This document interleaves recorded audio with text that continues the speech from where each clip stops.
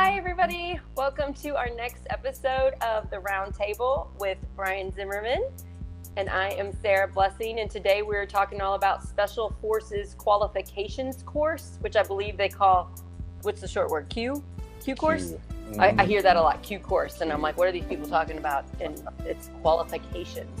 So we're going to dig deep into what happened with the training. What's it take to become a Special Forces Green Beret? I don't think I could have done it, and I can't wait to hear all that you went through. So let's get into it, and I hope you guys are having a fantastic day. Brian, how are you today? I'm doing good. I'm doing really good, thanks. Yeah. I did want to acknowledge that this morning we woke up to the sad news that the Pope has passed away. He was 88.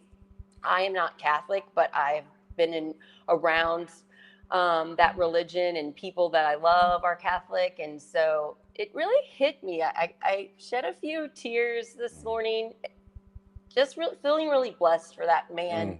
Yeah. He, in my opinion, is a very good man that really tried to care about those that most need it.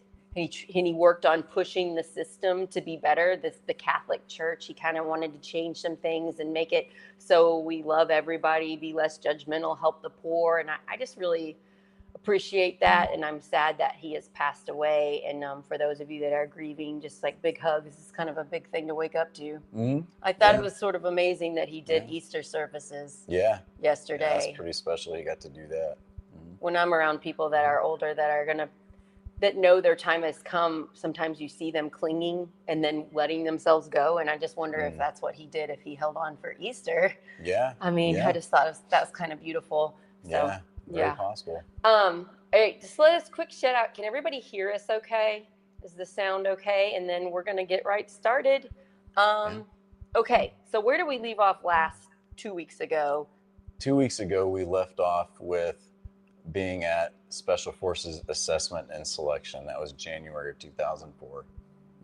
And then now you're going to a different type of training? So now is when the training actually begins. At Special Forces Assessment and Selection, kind of to go over the wave top again, that's where you go to be assessed for your ability to be trained by the Special Forces. Do you have the aptitude, the mental, physical fortitude? Are you trainable? Are you a team player? I don't know. I don't think I mentioned it last week, but we take, I can't remember, 3 or 4 of the 500 questions, psychological evaluations. Take one up front, then in the middle, and then at the end, because as you're exhausted and tired, those who have maybe turned things around a little bit, worded things, this truth is eventually going to come out. So we do all of that, and I believe in my class, maybe 85 or 90 candidates out of 350, 360 got selected. And so after that, you get your start date for the qualification course, the SFQC, Special Forces Qualification course. And that is where you go to actually learn how to be a basic ground level at the bottom Green Beret. And there are multiple different phases.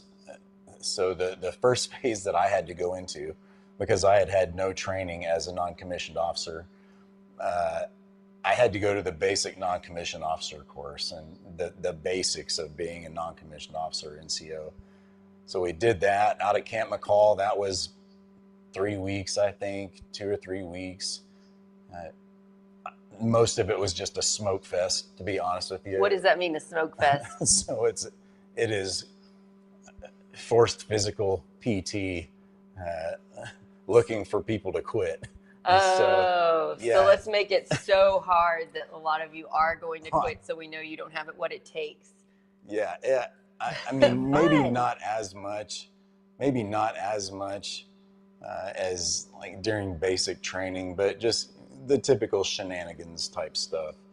So, and not very many people quit. I mean, at that point, they've already been assessed, and I don't think anyone quit in that class. But there are a lot of academics learning the basics. So it was a good course. But then from there, I went to phase two, which phase two in the qualification course at the time, I'm not quite sure what it is now, but it was 8 weeks long, and essentially it was they essentially put us through Ranger School is what it was. So small unit tactics, weapons proficiency, um, moving as a unit through the woods, reconnaissance, airfield seizure, ambush, all of that stuff. That's what we did. So it was, and again, it was feeding from the fire hose. It really was, because a lot of us in the 18 X-ray program, we had not done any of that at the squad level or platoon level, any of that. And so uh, it was rough. It was rough. What were you thinking mentally while you were going through things that if you're saying it was rough, I'm taking that it was very extreme and very hard. How were you pulling yourself through it? We know you're going to make it out. We know you're going to become a Green Beret. How did you mentally handle it? It was, well, one, you've just got your family of friends that are around you. And like I said a couple of weeks ago, ultimately, two or three of you guys that I came up with, we're going to end up on the same team or the same platoon or the same squad. And so when you're really in the suck, it may be your turn to be in the suck one day, and then a couple days later it's Jay's turn, and then and all of us around each other are just there to really pick each other up and help get through that mental and physical, just, oh my gosh. I feel like those of us that are not in the military world, which I am one of them, really had little idea how much community and those you're training with, being close to each other, got you through it. I didn't know that. I would watch, some war movies or watch some war TV shows or something and get a sense sometimes. But I think that's really beautiful. Like, if you didn't have them, if you didn't have other people going through the same thing and you guys could talk about it, maybe you wouldn't have been able to make it through it. Well, that's kind of what selection was for, to find out how you work on your own. So I believe I still would have made it. It's more difficult when you're on your own. Right. So just there's, misery loves company. And in our case, when the misery sets in and there's plenty of company, you just kind of laugh. You kind of laugh at it together. Right. It's kind of fun. We chose this. Right. It's like, why did we pick this? Yeah. Ha ha ha. Let's keep going. Yeah. Yeah. That's neat. So anyway, shout out to all of you all that have been through intense military training. I just have a lot of appreciation for you all. You all doing this job to help keep us safe and protect our democracy and our freedom. And it just means a lot more to me since I met you. So I appreciate you telling all of us that. Yeah. You're welcome. Yeah. Okay, so keep going. This is fascinating. So 8 weeks out at Camp McCall, same place where we were at. What state's Camp McCall? North Carolina. Okay. And Fort Bragg, North Carolina. And we're out there for 8 weeks. And I believe the attrition rate, we may have lost 50% of our platoon. So you're broken up into platoons to do these small unit tactics. And it was, it's just like in Ranger School, you get evaluations at every phase. You have to pass. So sometimes they're saying you didn't make the cut and they're kicking people out. Or they're making, so you get a couple chances to do it. And it's stressful. I mean, it's, not a lot of food, not a lot of sleep, a whole lot of forced physical activity, day and night. I mean, and for me, my class, we went through it was May, June. So May, June at Camp McCall and Fort Bragg. That's going to be hot. It was miserable. I mean, it's like here in the Ohio Valley, during the summer, it's miserable. And humid, hot and humid. Hot and humid. Buggy. Miserable. So, I want to say the attrition rate was about 50%. So either people are people still leaving on their own, or are they mostly getting cut at this time? I can think of very few guys. I think maybe one or two out of the entire class that actually said, "I no, this is." So most people are being told you're not good enough, you're out, and It's then they put you in yeah. something else in the military, right? So what they'll do, they'll roll you back if you got it what's called an NTR, a never to return. That means that you just go back to whatever unit you were at prior to going to selection. And if but if they thought that you were still, if you just needed more repetition, more practice, then they would write that in your evaluations and your final evaluation report, and give you a chance to come back. Maybe, I can't remember. Maybe it's 6 months or a year later. If you were doing well but just not quite well enough, they might recycle you back into the next class. Maybe you need training, a little bit more training, right? But you could do it. Mm-hmm. Interesting. Yeah. So, and were sometimes you pretty sad? Like, was it a friend you'd gotten close to and then they're out? Like one day they're there, one day they're not. That didn't happen? No, none of the guys. There's a really strange dynamic that happens. You, the people who choose not to be there or don't make the grade to be there, you quickly start to learn that you don't want them there. Go away, because one, that mentality, if they're just not mentally, grasping it or doing what they need, or sucking it up, that's like a cancer, that can run roughshod through a class like that. That's so fascinating. That makes sense. So you could sense they were struggling and you didn't want them to bring you down. You're trying to make this program. So you stay with the people that you see are mentally handling it. Those are the ones you're hanging out with. That makes sense. Yeah, I shouldn't have to encourage you to be there. If you don't want to be there, then go away. I don't want you here. If you this is only the best of the best are going to be Special Forces Green Beret. Yeah. It makes sense. Which is fine. Just go do that somewhere else. I just saw a study yesterday where they did these like tests on people, and they bring a group of people that didn't know each other to work on a task. And if one person was negative, it would suck down everybody in the room and their productivity and everything just immediately. Yeah. So that comes to mind. You have to be the absolute best. You have to be on your best mentally, physically. You got to have your friends that are working with you got to be on your best. So if you're seeing somebody not, you're like, don't be in this group. That makes so much sense. That's really, and I think we can sort of apply that to our own lives. If there's somebody that's negative, that's just constantly bringing you down, do you have to have that person in your close inner circle if they're hurting you? Right. If you're that person that's constantly complaining, if you're a constant complainer, or, we ought to do this, we should do this.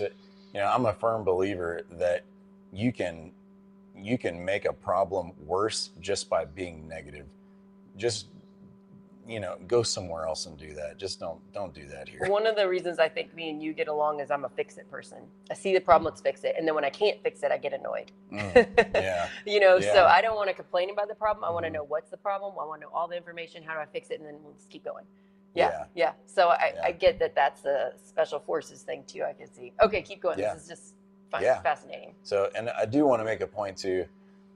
It's almost impossible to determine who, during the selection process, SFAS, who is going to make it and who's not. You may, a perfect example, my bunkmate was a senior captain from Ranger Regiment, just the epitome of what you look at this guy, blonde-haired, blue-eyed, muscular, square jaw, intelligent, obviously, when he spoke. And I remember coming back from our last day, or next to last day of land navigation. It was a night land nav course, and it had been a long, long day and night.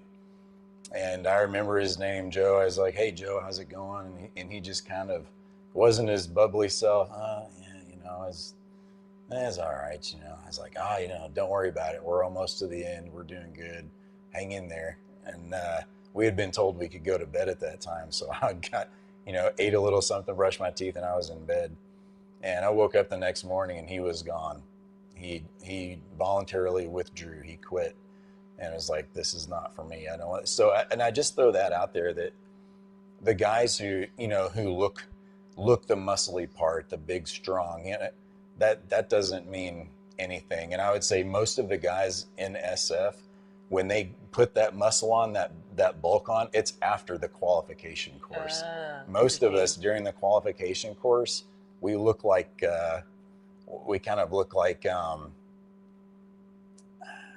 the ultra marathoners, but more of like the what is it? The The triathletes. triathlete. That's generally what you have. So I just want to throw that out there. So you don't have to be this muscle And bound. like also you don't have to make it to Green Beret. Like there were tons of people that didn't make it, and that's fine. It's like a certain type of person. And if you listen to your earlier episodes where you talked about your childhood, that's a big reason why you were able to do this. Your main memories growing up were really hard, and you figured out how to survive, and you just kept going, and that drive and that intelligence. So you had the makings of a Green Beret, like you could handle it. It's okay if other people didn't have that same thing and couldn't handle it. I could not have handled that. You know, I would have dropped out, or I would have been said, you got to get out of here. Sounds too hard. And I'm just so thankful there are humans out there like you that can handle it, you know? Well, I was surrounded by a lot of impressive people. It's amazing. When you're surrounded by impressive people, it lifts you up. So that's another life tip. You pick your friends. You pick your friends, and you can pick some of your family. And you know, there was a saying I've heard that it's, you know, show me your friends and I'll show you your future. That's very, very. That's very true. I believe. Yeah. So. Okay, so you're making it through. What other interesting stories do you have from this? After we graduated phase 2, we actually got about maybe a 2 or 3 week break, and the home life, I should stress at this stage of the game, during the qualification course, that it was already starting to get very, very challenging. You know, we were very early on in our marriage, had moved to North Carolina, moved away from her family, my family, which for me, that wasn't any big deal, but for her, it was a very big deal. She didn't have a support system there. When you're having all these guys that you're training with, that you're making connections, but she's not necessarily making connections with people the way you are. Right. Yeah. Right. Yeah. Yeah. It's so my family was at work, and I was at work a lot, and it was starting to really challenge the marriage at that time. It wasn't a drinking every day kind of thing, but on the weekends, you know, when we were home, we were a lot of get-togethers at homes and a lot of drinking, binge drinking type things, and I still wouldn't consider myself at that point an alcoholic. That I didn't think that I was. Maybe I was, but so there were some challenges, you know, that were happening, but when we would move on to the next phase, you know, we were so engrossed in that everything else just went away. Because if we didn't make it, we're potentially looking at going to Korea for the better part of the next 6 years, and so there was a lot of focus on the Special Forces qualification course. You were probably, your brain power, your physical body, everything was being put towards being a Green Beret. You probably didn't have a lot of extra room for a marriage, an extra room for home life. I would imagine the majority of what you're thinking about is training and becoming a Green Beret. So it makes sense to me that on the weekends when you weren't doing the intense stuff, you might be drinking because you didn't want to think about that part of your life. You just wanted to get through this really hard thing that you were doing. Honestly, looking back at it, it was, as a married guy and looking at it through the lens of a married man, my friends that were married also, you could tell that it was just this, things just really shifted a lot within the marriages during the qualification course. And then of course, once you graduate from that and you move on to your group, you know, and deployments, it goes tenfold, you know. I mean, it's just like, I would think your wisdom now, if your version of yourself were back then, you could probably come home on the weekends and explain it. This is happening. I'm going through this. I'm struggling here. What are your problems? I'll try to handle them and help you. But you didn't know how to do that back then. So, I mean, I just have a lot of compassion for your younger self, because you didn't have the tools yet to be able to handle that. No. And it's still pretty impressive all that you did, you know? You know, it's to be perfectly honest, it's a pretty selfish endeavor. It really is in the special operations community, and I may catch some flack about that, but I think the people who know what I'm talking about will say, yeah, Well, I think it yeah, has to be. How are you going to survive it if it wasn't? I just, it's like we need special forces. We need them today. I'm so thankful for everybody that's active duty right now. Thank you. I'm realizing more about your sacrifice. I get it. And I get also when you're done, let's support these people so much because mm, it's selfish on one hand, but also it's so giving to your country. It's so giving to what you did helped us so much, and what these people are doing now helps us and helps other people around the world. So I think if we just kind of see it for what it is, honestly, appreciate it and realize it's a sacrifice, and you can view it as selfish, but I view it as, well, this is what we need. We need these superhumans doing, even though you are still just human, it's going to have negative things come out of it because what you're doing is really hard and only a few people on the planet can do it. I mean, yeah, it's it's it's extremely selfish in the sense that it requires so much of who you are in order to make it happen. There, it's it's when you're giving so much of yourself towards one single thing, which there's a phrase in the Army or in the NSF that's team parties is an opportunity to introduce your wife and kids to your family.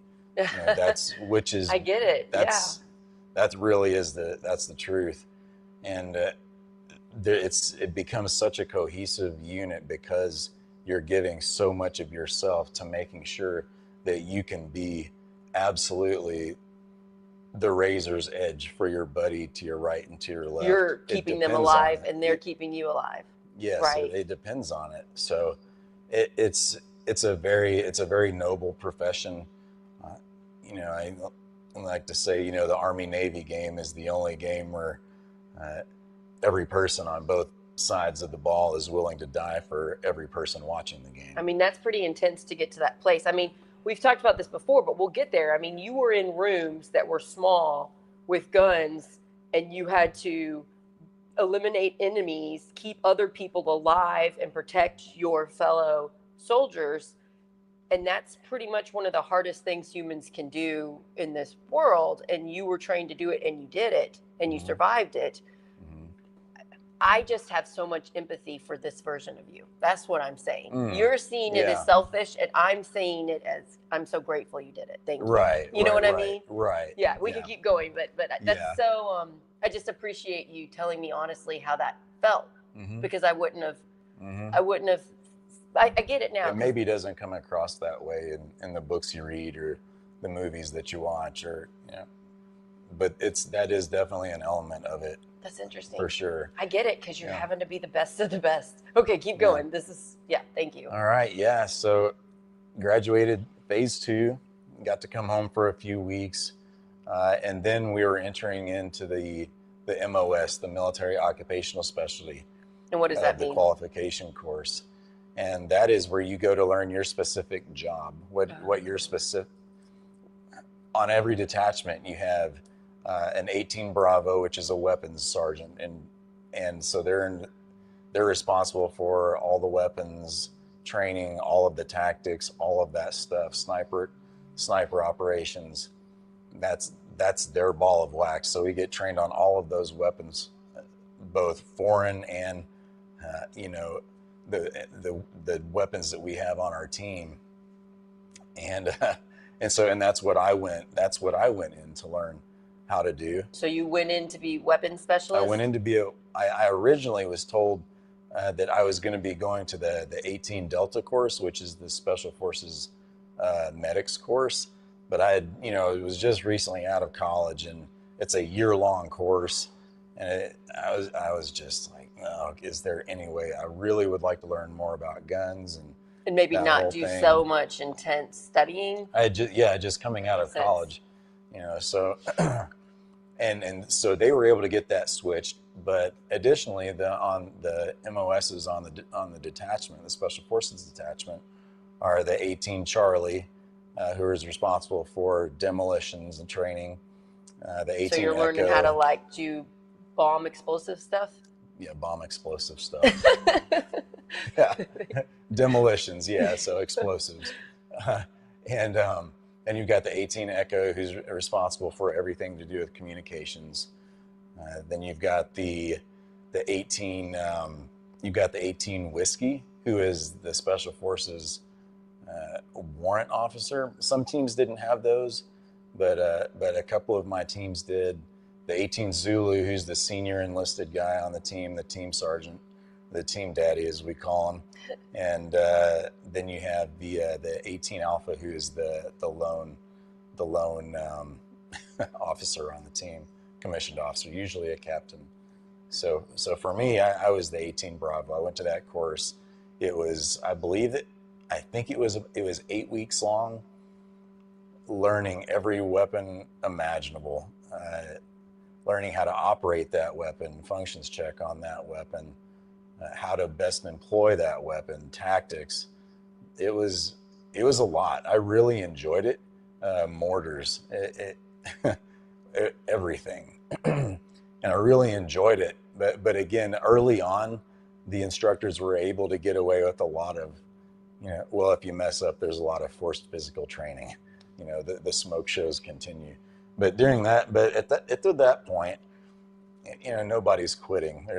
No one's quitting, but there is always, it's very academic what you're learning, and you get two chances on each exam, and if you don't pass it on the second one, you're Did you have to take a second one sometimes? I did. I had to test twice on the mortars, and it was just.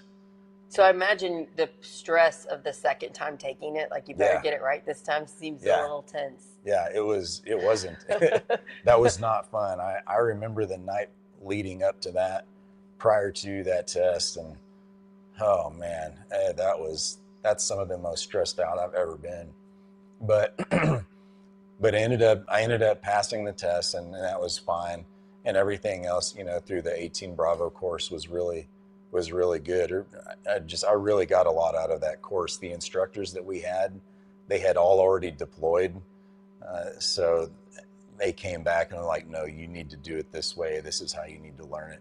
And there was a lot of respect there because we knew that they were freshly back from the war, and wow. It was like, this is how it needs to be done. And your course is a little bit different from regular Green Berets, right? Wasn't it a little bit sped up because of 9/11 and because wars had started? They hadn't started speeding things up yet. Okay. At that point, it was still very much the amount of time that they had for it was what we got. So it wasn't until a few years later, I think they didn't try to start. In my opinion, they kind of started cutting some corners. The you fail 2 tests and you're out thing, that went away.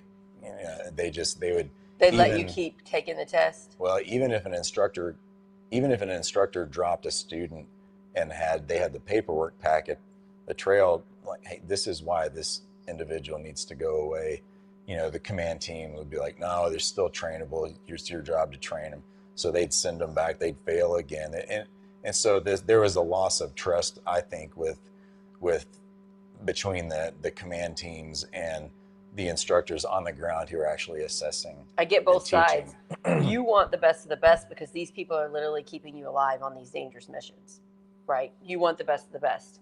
And then also the amount of money it costs to train you all and to get you so far, and then to say you're not ready. Yeah. I get both sides. And when it's a life on the line, I understand your viewpoint very well. Yeah. It felt like the standards were being compromised, right, because they wanted to pump more people into it.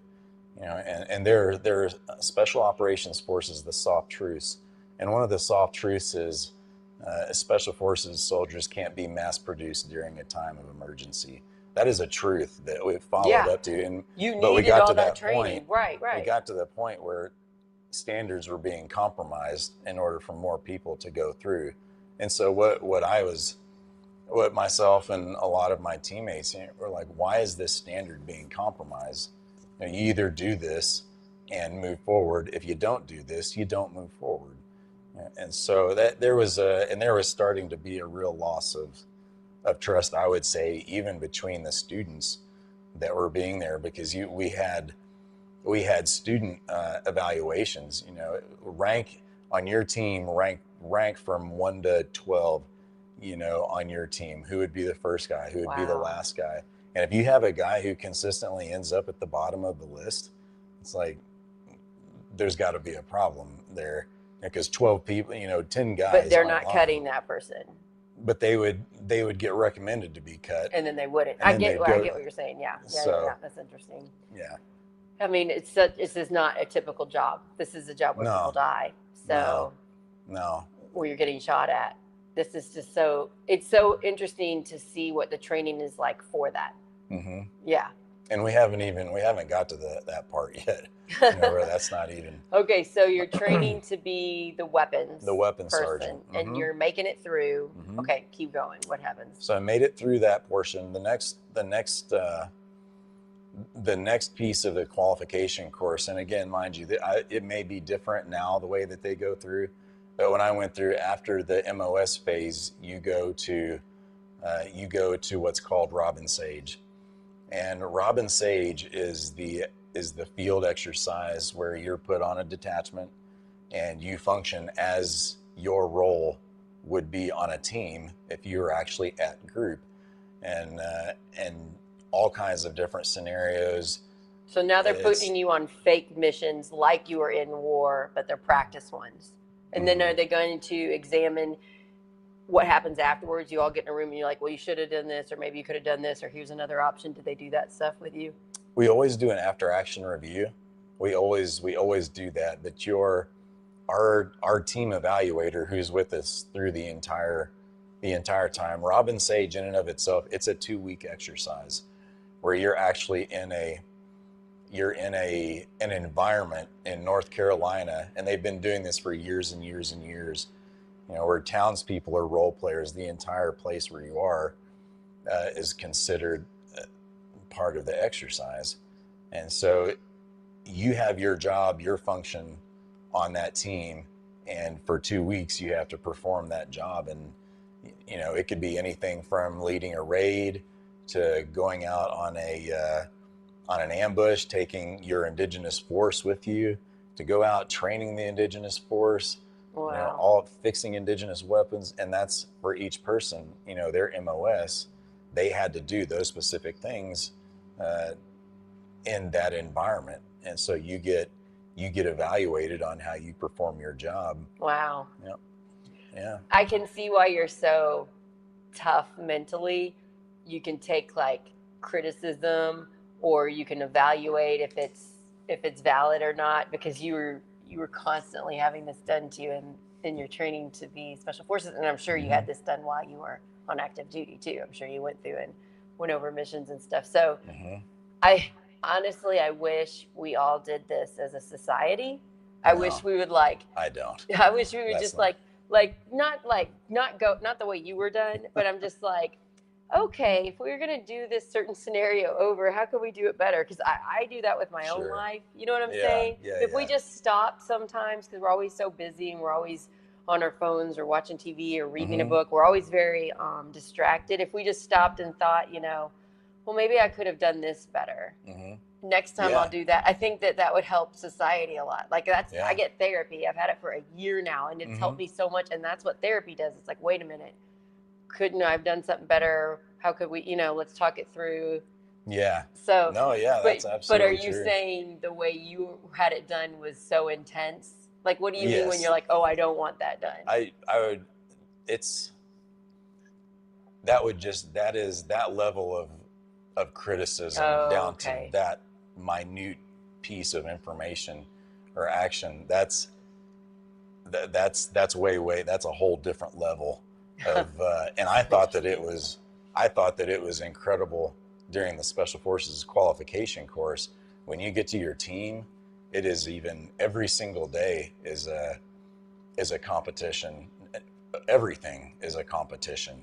So you're driven to try to be as perfect as possible at all moments, and when you're not 100% their version of perfect, they're pointing it out to you, and then they're basically training you to be the perfect Special Forces Green Beret person to handle these missions, right? I mean, we're not perfect as humans, so I get what you're saying. There's competition between teammates in everything that you do. Everyone wants to be the best. When you have 12 people on a team who are shooting to be the best at every single thing, that's on that extreme A-type personality, that's not an environment that everyone is going to flourish in. It's just not. Would you want to be in that environment right now? I miss that environment. That's so funny. I miss that.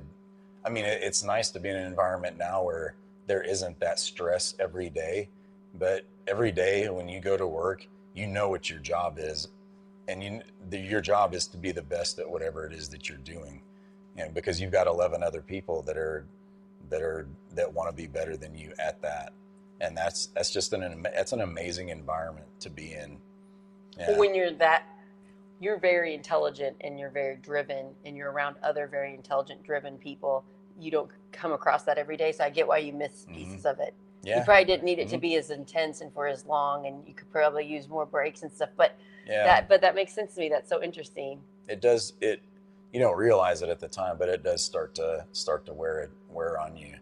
Yeah, because you're only human. Not in that environment. You're kind of told to be superhuman, but in the end of the day, you're still just human. Mm-hmm. Yeah. Yeah. Yeah. That's fascinating. Yeah. Okay, so thanks for doing this. Okay, keep going. Yeah. Back in the Q course at Robin Sage, so 2 weeks, of this exercise. At the end of the first week, you get pulled aside by your evaluator and is like, hey, this is what you're doing really good. This is what you really need to step your game up with.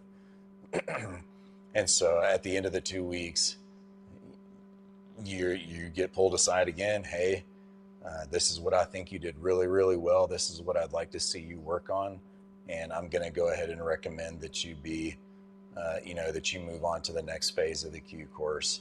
I like what you saw here. And I remember for me, I asked him, I was like, so what you're saying is, if I was going to be the new guy coming to your team, you would want to work with me. And he looked at me dead in the face and said, I wouldn't be recommending you if I didn't.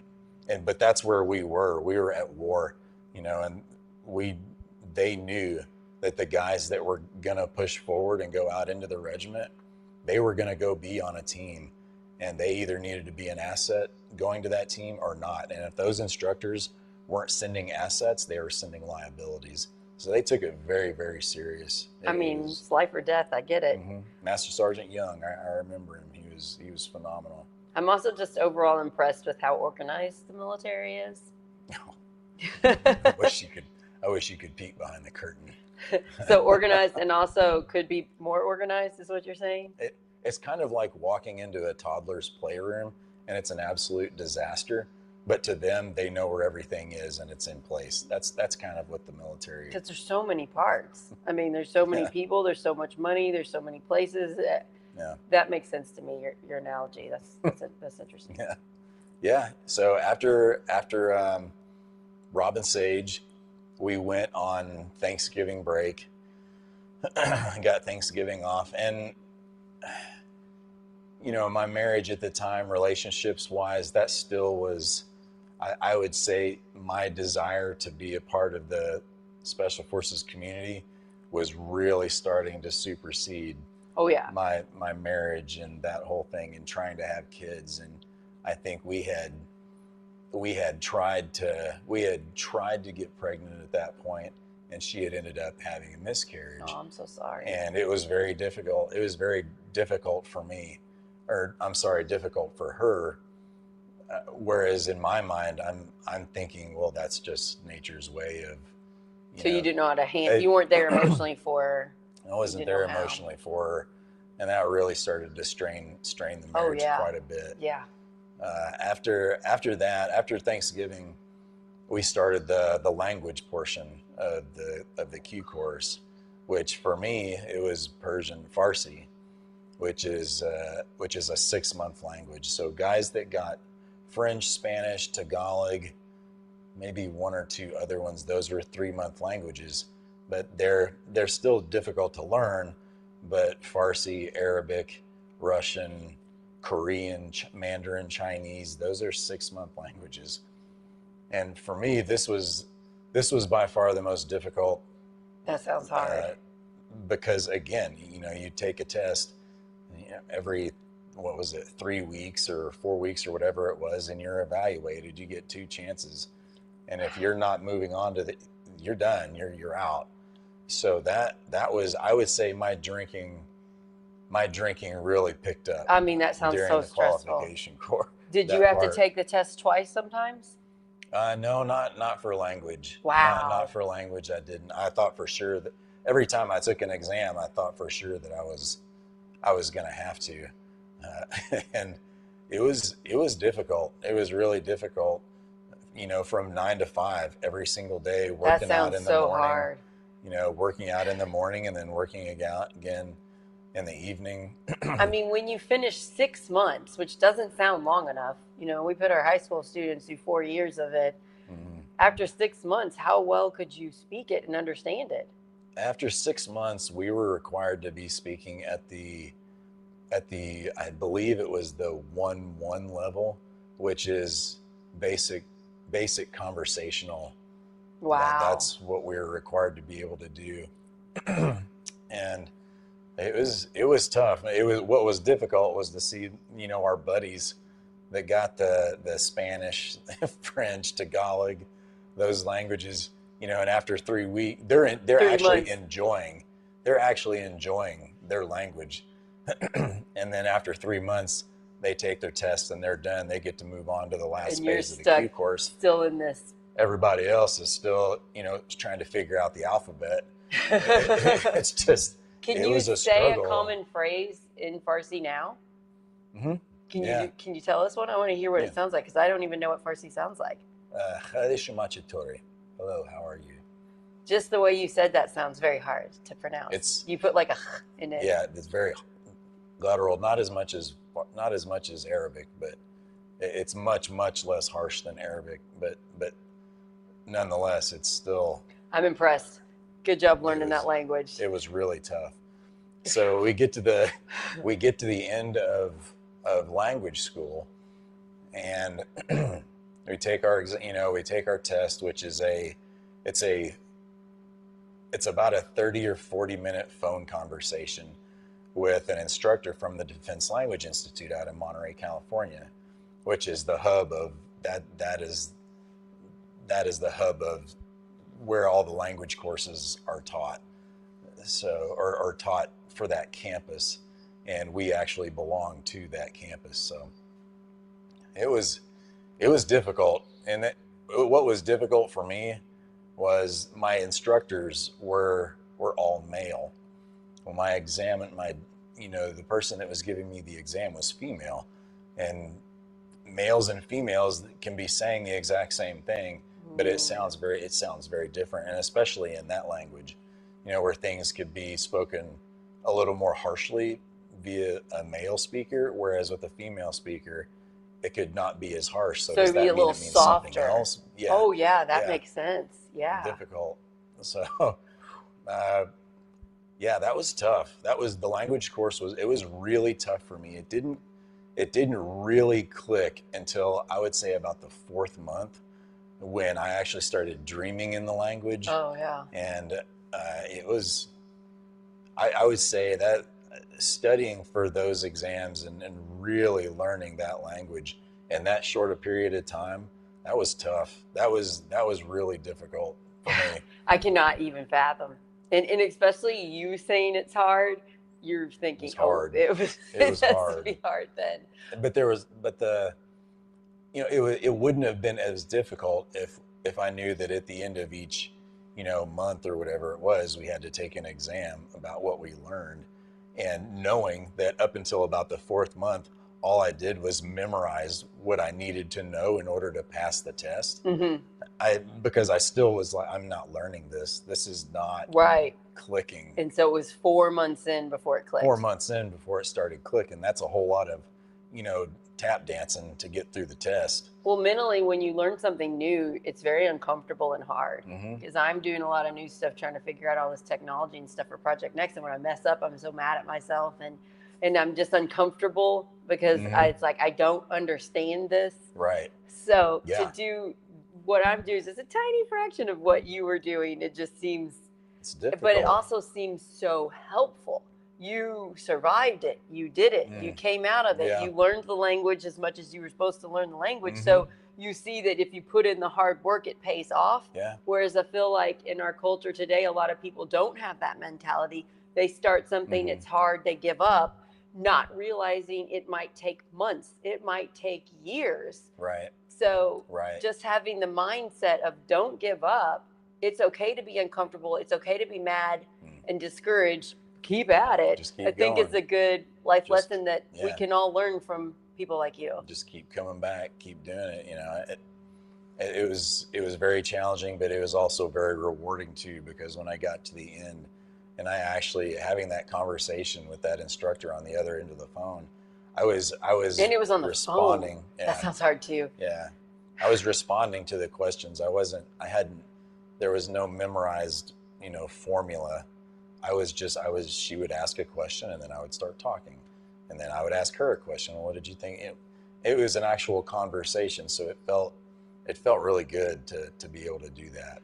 That's amazing. Good job. I'm proud of you that you did that experience. But I just think the life lesson of you seeing it paid off had to really help you shape who you are. Like that experience had to help you. Every step of the way, everything that you passed, everything that you not just passed, but excelled at, because there's being the minimum standard that's the low. Like, why would you ever shoot for the minimum? Shoot for the best. So passing these gates and excelling through the gates, that was really beneficial for my mindset. It really was. That's amazing. Okay. Yeah, I remember reading in the book, I'm just reading a couple pages in the Chaos book I'm reading, and it's saying they learned languages. And so I texted you. I was like, did you learn a language? You're like, yeah, Farsi. I was like, wow. Yeah. Yeah. It was a good time. And they were like that too, very similar to you. Some of the guys were happy they got the slightly easier languages. Some were like, oh man, I got the harder languages. So they were going through the same thing. Oh, it was. And what's really strange is a lot of, even in the Middle East, where a lot of Arabic is spoken, unlike in the United States, most people speak multiple languages over there, and French is one of them. I heard just as many Arabic-speaking natives speak French as I did Arabic. So that was just one of those. I remember being in Lebanon, and my team leader spoke French, and they went from Arabic into French, and then I just like this. Only in Lebanon am I gonna hear That's this. so funny. So. And I remember reading in the book that some of them said they would act like they didn't know the language well. Yeah. Like that's a great tactic, and then you're listening in on people's conversations and you're picking it up. They would assume that you don't speak their language. Right. So they go from speaking broken English to theirs, and you pick it up, and you just act like you're just acting like you don't understand them, but you're picking it up. That seems like a very smart tactic. That makes sense. They picked up on that pretty quick though. That makes sense too. Yeah. So we graduate language course, which was 6 months long. That puts us up into June. So I got maybe a week in between language school and going to the final course, the final class in the Special Forces Qualification course, which is SEER, Survive, Evade, Resist, and Escape. And this is the SEER Level C course, so it's hostage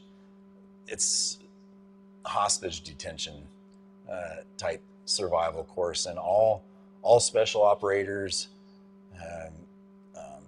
air personnel, so if you're in helicopters, are required to go through SEER C, because you're in high risk of being captured and being held hostage. So they're acting like they're taking you hostage, and they're kind of taking you through? Or is it two parts? They probably tell you, they probably teach you, and then they probably put you through real situations. Yeah, or similar? it's a 3 week course, 3.5 week course, and the first 2 weeks are all classes. A lot of after action reviews of individuals in Vietnam who had been detained for long periods of time, what they used, how they mentally got through being detained for that period of time, the constant torture being, the interrogations, the brutality of the interrogations, and what you could expect. And but the lessons that they did bring back to you is how to react, what information to give up, what not, and it is a secret level course, so there's not I can't go into a lot of the specifics, but you're essentially taught how to survive and come back with honor, is what is taught. So that's for the first 2 weeks. A lot of field craft, what you can eat, what you can't eat, what you shouldn't eat, what you shouldn't drink, what you need to do, when you should move. All kinds of survival type tactics to keep you alive if you're behind enemy lines and on the run. And then you go into the final phase, which is a week long, and you are put on a team who is, essentially you're evading. You're evading captors. You're on the run, basically, and then you get to a point where it's going to happen. Everyone is going to get captured. How's your mentality? Are you just always knowing this isn't real, or do you let your mind pretend it's real so that you get the bigger benefits of it in case it happens in real life? I would say the instructors during the detention phase, when we're actually in detention, they do a phenomenal job of making sure that you believe it's as real as it can be. So it's pretty good at taking you to that place mentally, which I get. I think that's important that they did that, because you really needed to feel those fear emotions and let those things come and know how to tamp them down so that you can keep yourself alive and not give away important intel and stuff. And what's important to remember too is when you're extremely tired, we were doing this in June, July. If I remember correctly, it was one of the hottest summers up to that point in North Carolina. When you haven't had much to eat, when the mosquitoes are eating you alive at night, you're sleeping on the ground, the snakes, the wildlife, being on the moon, being tracked with dogs. There is that constant stress. You're not eating a whole lot. There's not a lot of food available. So when you get captured and you go into detention, you maybe have only slept, I don't know, 4 or 5 hours over the course of the last 4 days. Wow. And now you're going into a situation where you're being detained, and the threat of severe repercussions for disobeying is them very real. Wow. Very real. Okay, this makes sense why it's more believable now. I won't go in. If you really want to know what it's all about, I'll let someone else tell you all about go more in depth with it. I'd want to try to keep it surface level. So was this more difficult than the 6 months of Farsi? If you had to go back and do one or the other, which one would you rather do? That is the difficult. I would do SEER again.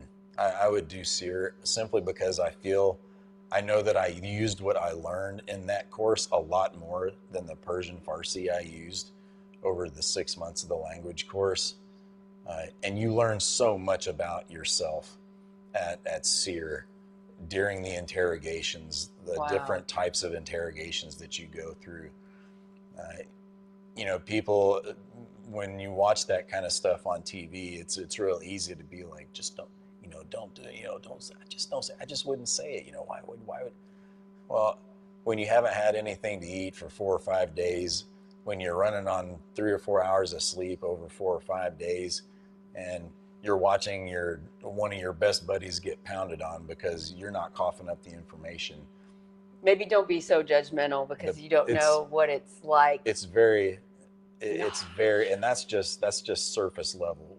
That's broad stroke what I'm talking about. But it is a very emotional course where you learn a lot about yourself. I know for me, I had a lot of during those interrogations, especially the very physical interrogations.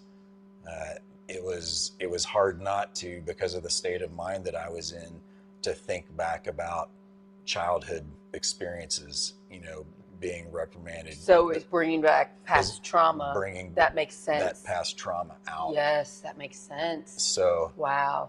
it was very difficult, but you learn so much. I actually volunteered to go to a number of other SEER courses. I learned so much from that one, survival courses. And after 3 weeks, there's a very emotional, you're repatriated ceremony. Repatriated So you're actually acquired back. So we were being held by a a hostage element, and we were rescued and brought back, repatriated back. So they're really reenacting so it's it. really it's happening the way that it would. Wow. And there's so much more to what it is that I'm saying. There's just so much of it that's at the secret level, for obvious reasons. So we get repatriated, come back. Wow, it was an amazing thing to be repatriated back. But we also, what they did very, very, what I thought was a good thing was everyone spoke to the psych afterwards. Oh, that's They good. got together as, hey, how are you doing? What's going on? What were your I would think that emotions? was needed, yeah. What were your feelings? Those things. And I remember we were tested they were doing a medical test on us to see our stress levels, how we reacted. So at various times they would take, a saliva sample and see what we were doing, where we were at. And the test results from that were really, that could be another whole show in itself. But yeah. It was really, really impressive to see how special operations candidates matched up to a typical regular population of people, their stress levels, how they bounce back from stress, that whole thing. So it learned a lot about yourself, graduated from there, out processed at Fort Bragg, and I was on my way to Fort Campbell, Kentucky, to the 5th Special Forces Group. And so that's what we'll talk about next week? That's what we'll pick up on I next cannot week. wait to hear what happened next. Just listening to this story about how you liked learning these things, being in this scenario where you're getting tortured and you're not supposed to give up information and you're supposed to survive, and you liked it because it brought back your past trauma and then you got help with it. I get why you liked it, because that's the main thing that happened in your life, your trauma when you were a child. And this seemed to be the best way you could get some help with it. Yeah. So it's fascinating to me. What a rare chance that you had that happen. Most people don't have those scenarios. We don't have to worry about getting kidnapped and tortured and giving up special intel and our people that we love getting beat and stuff. We don't have to worry about those scenarios. And you got practice and learned the best tactics. That's incredible. Which is the point of everything I would say that we did in special operations. Is you don't want the first time that you do something or experience something to be in a combat situation or any other situation. Right. If you can practice it and experience what we call stress inoculation, every time you're exposed to something, you're stressed about it just a little bit less because you've already experienced that. Yeah, the first time's always the hardest. So it's the same way with SEER. The primary lesson is don't ever get caught. That's the point, because everyone breaks. Everyone has a breaking point.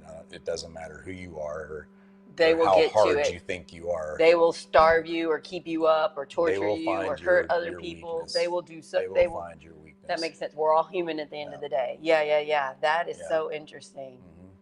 I am just so grateful. Any of you that are watching that are veterans or in the service now, you have my gratitude. Thank you so much. It means so much more to me when I say thank you for your service, because I understand a little bit more about what that means from you. So thank you Right. for being my friend. Thank Right. you for doing this show with me. I'm really proud of you. Thank you. And I think it's going to help people. Yeah, I think it's I really do wonderful too. that you're sharing your story so openly and honestly. Yeah. Yeah, I like your shirt today. This Oh is yeah. a Special Forces shirt, right? This is one of my company T-shirts. Yeah. I like it. Mm-hmm. Yeah. We will try to do this again next week if our schedules work. I think we're planning on next Monday. And this Thursday, if you want to see me in person, I will be in Salem at 5:30, and it lasts a couple hours. There's an event. I think it's at the American Legion in Salem, and it's a unity event. If you want to help with the community and find out what's going on and how you can help, there'll be a bunch of different people. But Project Next will be there. I will be speaking. So if you want to come and see me personally, if you want to meet Brian, you can come because his family has a beautiful business, Zimmerman's Art Glass here in Corden. That's what we're filming right now. Art Glass, beautiful.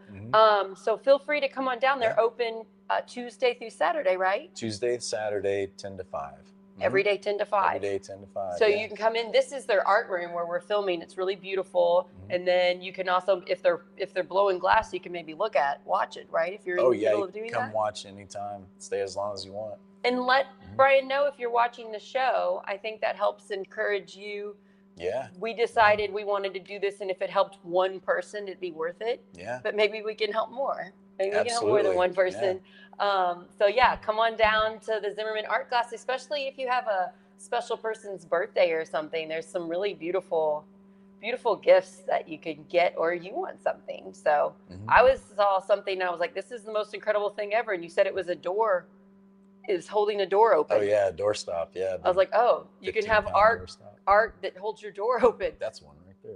That's a doorstop. Yeah, that's cool. So I think that's really cool that we got to do one once I can get all the tech and we have time. We need to do a live on location show. You show me how you do this stuff. Yeah, it'd be great. Yeah, that sounds fun. We'll do that. Oh, and I also want to do just a walk around downtown Corden with you. Yep. And just show how cute the town is. Yeah. I love it here. It's a beautiful place. Yeah, it's good.